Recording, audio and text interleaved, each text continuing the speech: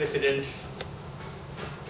incoming President, Secretary, Madhu, Professor Suryanarayana, dear friends, I wanted to raise a question.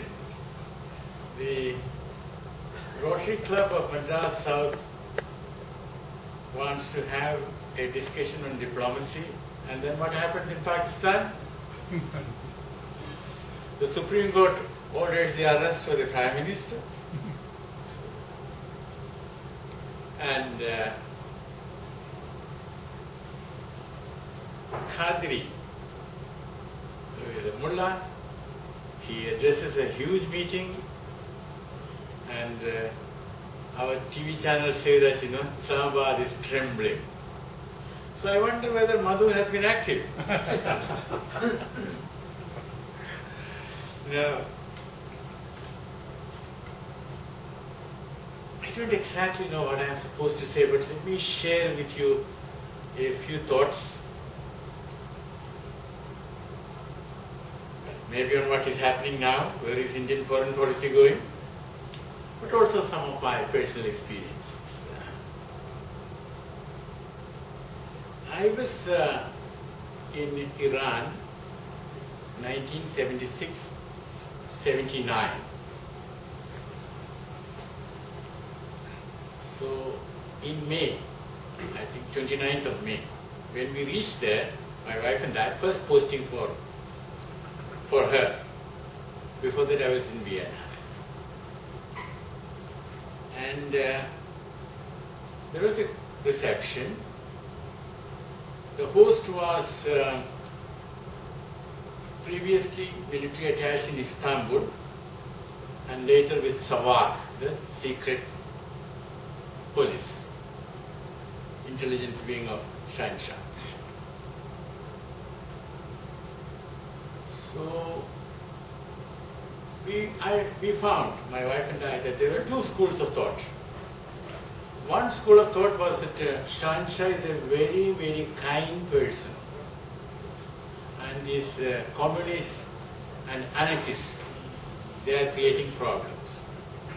And if only Shahnshah gives us the green signal, in 48 hours or maximum 72 hours, we will finish them off, and Iran will be peaceful. So that is one school of thought. Another is that there was a girl standing aloof. I walked up and talked to her, and first thing she said, Iranians are very polite people, They normally say, how are you? And I will sacrifice myself for you, and Chashma Shama Kashange, your eyes are beautiful if you find something good in me, things like that. But she said, I am ready to kill. I paused. Then she said, because I am ready to die. So I asked her, and she said that they had taken away her fiancé in the university, student. Why? Because SAVAK found some literature, subversive literature. She thought, that he was dead. So she was ready to die and kill. And we should get rid of this man, meaning Shahnshah. So these two schools of thought we could hear till the end. And then another thing I noticed was that the same house where we went to, the landlady was quite fashionable, sort of sleeveless blouse and all that. In an Islamic country it is high fashion. And there was a photograph of hers with the Shabani. Slowly, and I found that there was we used to go there often. There was a small photograph of Khomeini. Then gradually the photograph of Khomeini became larger and larger. And the photograph with Shabani was shifted to less prominent placing. And meanwhile, her sleeves were getting longer and longer. Then one day I found there was a demonstration and she was virtually holding a stone to throw it. This lady was so proud of her, having a photograph with the Shabanu, she had joined the other side. And then I also noticed that there were about 200 to 300 people, men. They go, see in Iran, the shroud is white. The dead body is covered white clothing. So they had a white dress and they were telling everyone, look, if there is shooting, we are there to take it. We are prepared to die. We are the martyrs.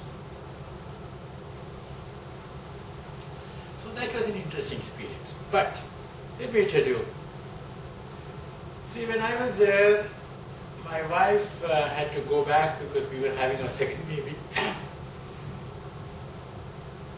And the American First Secretary and the UK First Secretary and the Swedish First Secretary, they invited me. For some reason, it was an evening of bachelors. And the British First Secretary said, I thought rather pontifically, if there is anything which the 2,500 years of history of Iran teaches us, if there is anything, it is that the institution of Shah shall last forever. So we drank to it, and then they looked at me. So I said, yeah, I entirely agree with you because I've been here only just a couple of weeks. But then I added, but maybe we should check it out with the Iranians. What will it Anyway, so that was interesting, so that was Iran.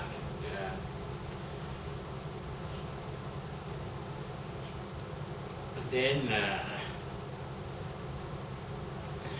me think of something else which might be of some interest to you. Yeah, mention was made about the evacuation of our people from Kuwait and Iraq. I had gone to Amman because they were coming from Amman, our people, and gone with Minister Krishna. K P Krishna. So when I was having breakfast, the Air India manager came to me with a very long face. He was from Kerala. What happened? Sir, you should speak to the Air India crew. Why? Oh, they are being difficult. Tell me. He said that our people, who are put up in schools and different places so far away from the airport, they used to come by bus. And the Jordanian police will stop them. And the Jordanian police, who doesn't know English, the guy, he will open the passport, look at the picture, and look at the face 10 times. And if you do that for a big bus of, say, 60 people, how long does it take? So by the time these people come, it will be late. And the Air India crew took the line. Look, the flight was due at 5 o'clock. We have been ready at 4:30. Now it is 9 o'clock. So we already put in so many hours. Now if you fly to Bombay, it will be so many hours continuous duty, so off. Then the poor manager had to put up these people, passengers, and also, the airport becomes very messy, with a large Indian crowd, you see. So he wanted me to talk. So I said, okay, let me think. Well, I didn't have much, how shall I put it, high opinion of my ability to convince the crew. So what I did was that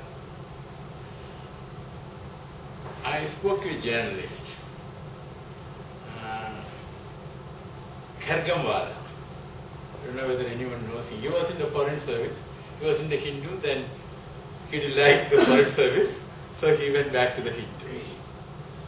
So he was a couple of years junior to me. So I called him. He was in Bahrain. I was in Amman.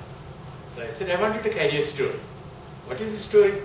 Story is that Air India is doing a magnificent job in terms of evacuation. The passengers come 1 hour, 3 hours, 4 hours, 8 hours late. But Air India, they receive them with a smile. And this is something all of us have to learn from. Both of us, those of us in government and outside.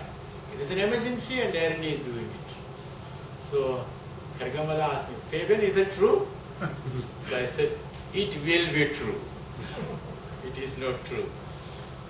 So then he hummed and hawed. I said, no, you please carry the story, just quote me. Verbatim. So that he is absolved of the responsibility.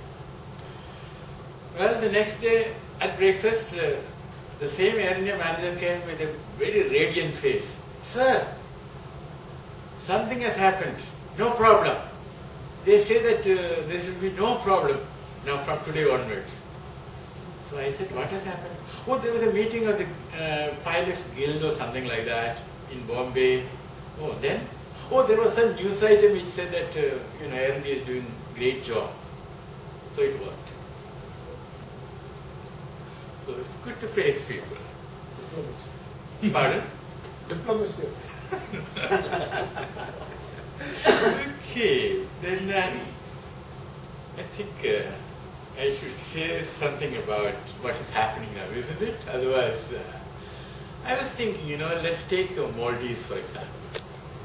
What happened in Maldives?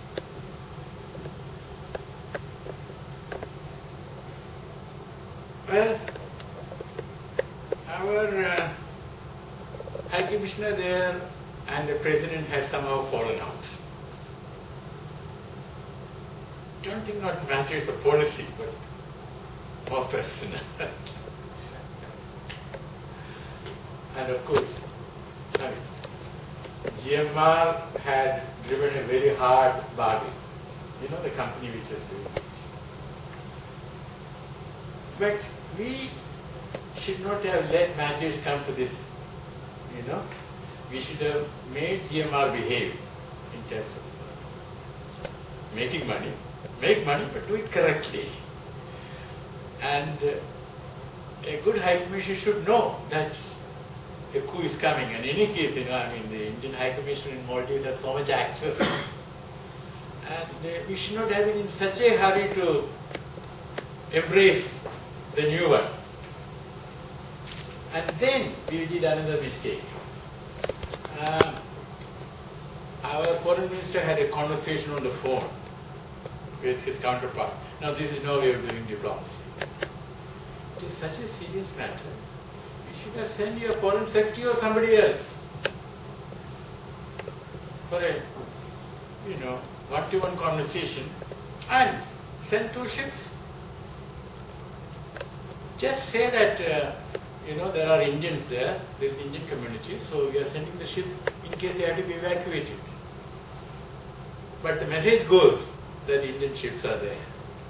And the other mistake we made was that, we didn't do anything much.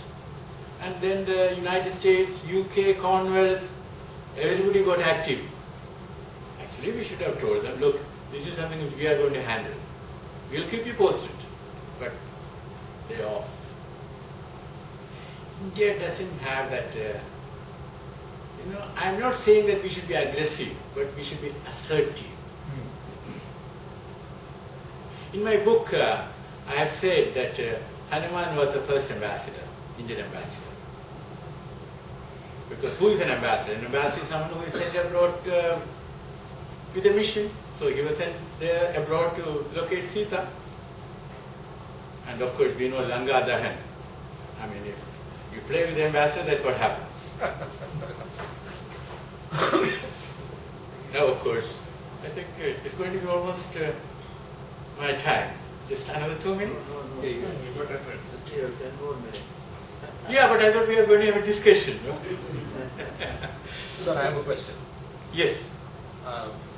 There's always been what I've heard about Indian diplomacy, where we have we rely too much on principles and morals, whereas the American form of diplomacy, as made popular by Henry Kissinger, is that diplomacy is morals and principles for within the country. Outside the country is everything for home.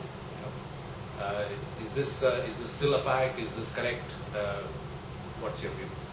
Let me put it this way. First of all, a human being has both interests and principles, interests and values. I have not met a human being who has only interests. And then I can be interested in your values. So the clear-cut distinction between values and interests doesn't hold, because human being has both.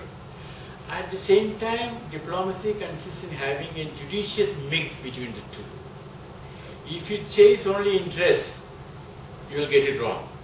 And if you chase only values, again you will get it wrong. And looking back to an extent, under Jawaharlal Nehru, because we chased world peace, which is of course a great value in itself, because we wanted to make sure that China is respected by the United States and China is restored to the international, its due position in the international community. We made mistakes in regard to Tibet and ultimately with our own border. Because don't forget, we never had a border with China. The border with China came because of China's annexation of Tibet. And I have maintained in my book that when you look at it, when Hitler annexed Austria, Anschluss they call it, well, right or wrong, thousands of Austrians cheered up, welcomed the Nazi troops, whereas in Tibet they fought. And when the United Nations, a proposal was made, India stood in the way. So we did the wrong thing. So I think it's a question combined. So has it changed now as the approach? Is there any change in the way we approach the I suppose a little bit. But then you see again your interest you have to identify smartly. You take Pakistan now. I'm all for peace and good relations with Pakistan. But the desire for peace and good relations doesn't amount to policy. That's one part of it. You see, we seem to have pursued that desire, pursued that peace and goodwill with Pakistan to an extent without recognizing the ground realities in Pakistan. Because you cannot clap unless there are two hands. And if Pakistan doesn't want to normalize relations with India, we on our own cannot normalize relations with Pakistan. So by all means be patient. We are a bigger country, so we have to show a little more patience and maturity. But don't signal that you want normalization at any cost. By all means have discussion. We should talk to Pakistan. But that it also two things. One is that when you have a High Commissioner, we are talking to them. When they have a High Commissioner, they are talking to us. But these choreographed foreign secretary level meetings and EAM, foreign minister level meetings, hyped by the media, they haven't given us anything. So we have to be a little more mature in our dealings. So at what point do we draw the line with Pakistan? How do we determine that? What I have advocated in my book is that, look, unilaterally declare that the ceasefire LOC is the border and we have nothing to talk to you. We have nothing more to discuss. Now, if you, as Pakistan, want people-to-people relations, cross-border trade, yes, let's talk. But now what is happening is that, India is proposing these things. India is proposing easier visa and all that. So Pakistan plays as though it is doing India a favor by agreeing to it.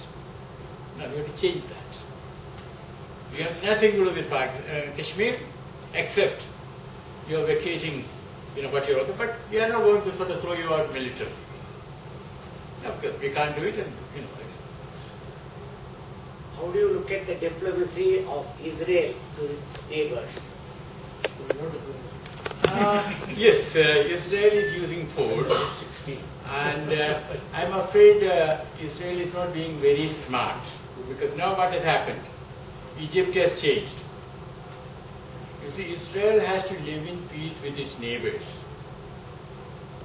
And if Israel believes that with superior weapons and with 24/7 support from the United States, it can, sort of get what it wants, no, that is wrong. Of course, Israel has the right to exist. There's no question. It's there.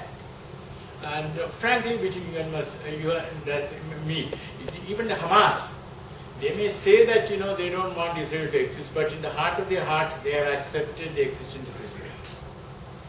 Arabs know that they can't do anything about it. So, does India face a serious threat when America quits Afghanistan in 2014? Yeah, as it looks as though, America is determined to leave, which I think is sensible because I don't think their presence is doing much good. Most probably, though we don't know, ISI, Taliban will, Nexus will take over, but it may not last forever. And I think a day will come when Afghanistan will reassert itself. Too much of Pakistani domination will not be tolerated for too long. But immediately, Pakistan will have strategic advantage and then might be tempted to, play up this side of the border. Might.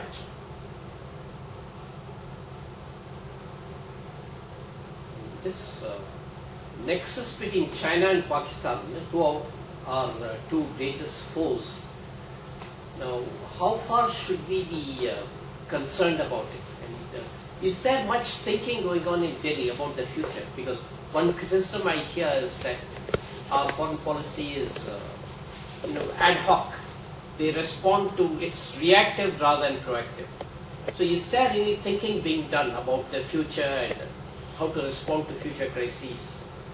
Some thinking, but let's look at the actual position. I have maintained that one has to go back to Chanakya. Chanakya said, among your neighbors, there may be at least one natural enemy. Natural enemy is someone whom you can't charm. Natural enemy is a natural enemy.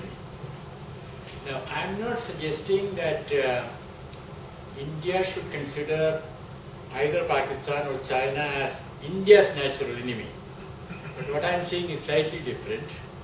If we study what Pakistan and China have done for the last 50 years, 60 years, it is clear that they consider India as a natural enemy. And there is a nexus between the two. So I don't think we can change that. We have to factor that into our thinking and into our action plan. But this doesn't mean, we should sort of go and provoke either China or Pakistan. No.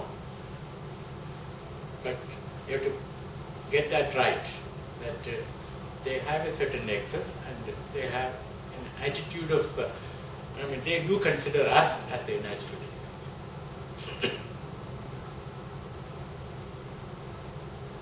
Is it true that now India has a more look east policy, or is it just newspapers?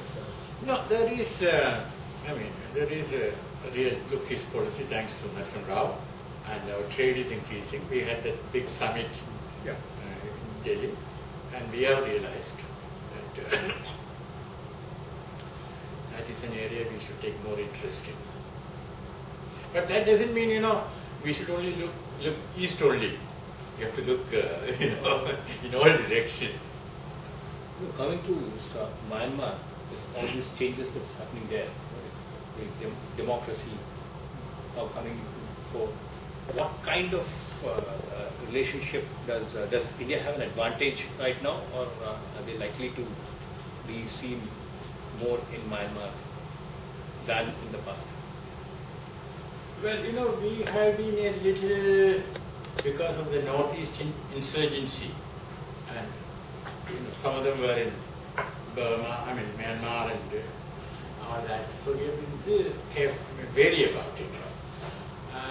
I remember, Washington, our embassy in Washington, there is the statue of Mahatma Gandhi, and there they were writing down the names of Nelson Mandela, Martin Luther King, and others who were influenced by Mahatma Gandhi. And the embassy had sent also included Aung San Suu Kyi. And the Joint Secretary in Delhi said, nothing doing. I think now that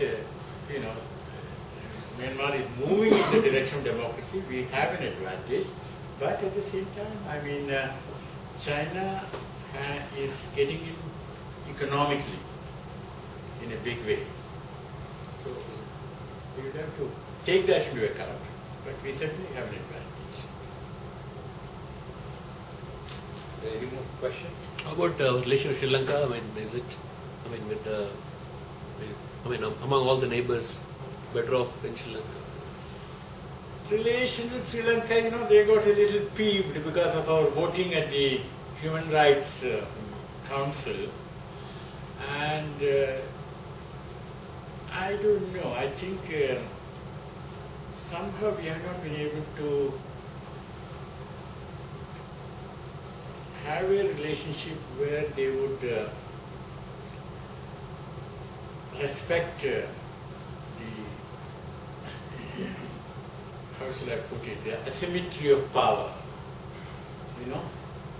We have not been able to sort of take advantage of the asymmetry of power. But let's see what happens now, because Rajapaksa himself is a very, I don't think you can accuse him of being humble. And Rajapaksa clan is sort of, brother, this, defense secretary, and, So let's see, but... So are you saying that Sri Lanka does not acknowledge that India is a superpower relatively? No, we don't say, I say the asymmetry of power between India and Sri Lanka. And also don't forget, we have given them economically, we have agreed into trade agreements which are advantageous to Sri Lanka, which again is right thing. Right. So they are getting a lot from us, but we have not been able to encash that asymmetry of power. And China, I agree, is also trying to get into Sri Lanka. Well, they have been there for a long time now. So what is it, rubber for rice? I don't know how old it is, 1950. Yeah, so... And even in the war, I think they had given all the Chinese ammunition against LTT. Who? Chinese ammunition was used By Sri Lankans. Sri Lankan army. Yeah, but then, our army went into earlier, under Rajiv Gandhi, our army went into... I don't know whether any Sri Lankans are going to Chinese National Academy for training. They're coming to us. And they were here, I think. Yeah, Air Force. So what I mean is that, there are lots of things, at least when I was there in Sri Lanka, anybody who wanted to do shopping came to Chennai. Is it still the case? A lot of it, yeah. After this is a big city, So we have a lot of, what shall I say, assets, but somehow we are not able to encash them. Thank you very much, sir. Thank you very much for a very... Is there anything you want to ask something, sir? Maybe. Yeah. I hope I am not including the privileges of the members. All right. Success of foreign policy will depend upon anticipating the turn of events and frame a foreign policy accordingly. And mention one success and one failure. Nehru was conscious of Sino-Soviet differences from early 1950s onwards. So we were able to get the Soviet support once the Sino-Soviet dispute came out into the open. Today, we react to events. We don't anticipate. Not merely the failure of the Foreign Office, it's also the failure of the academics, the journalists. And we don't do exercises on what will happen 5 years hence in our neighborhood. That is worth taking. The second one is that, given our value systems, to which you mentioned extremely important, the Gandhi Nehru heritage of national, we cannot afford to be insensitive to democratic aspirations in our neighborhood. We cannot afford to follow a policy of opportunism or cynicism, as China does when it supports Pol Pot Ieng Sari in Cambodia, the military clique in Myanmar, or fueling the war machine in Pakistan, or supporting Mahinda Rajapaksa. We have to strike a balance. And the dilemma was posed by Aung San Suu Kyi when she came to Delhi, that the moment when we really wanted India's help, India drifted apart. And then she said government will fall, people will come together. This dilemma we will have to face. Even if the government does that thing, there will be insane people like me who will support the democratic movements in neighboring countries. So I think this has to be taken into that's our positive aspect also. We won't be caught pants down and asking God when Suharto fell down or Marcos fell down. So we have to balance with it. So we had a role in the democratic movement in Nepal. We had a role in the democratic movement in Myanmar. Though it didn't join the Commonwealth, Nehru mobilized Commonwealth support to buttress the UNO regime. You know very well in Sri Lanka, you were there, how we supported the unity of Sri Lanka in 1971, 1987. How we went to the aid of Gayoom, which we should not have done in 88. So we have to keep a balance between support to the democratic movement and what you call the national interest. National interest in the narrow sense of real politics. I entirely agree with you. Just only one remark about Sino-Soviet rift. Do you know who took personal advantage of that anticipation by Nehru? Henry Kissinger.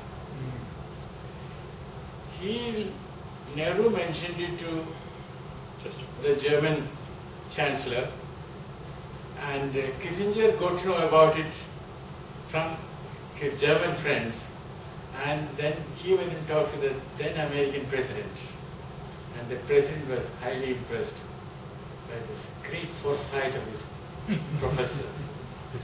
He didn't say that it was Nehru's insight.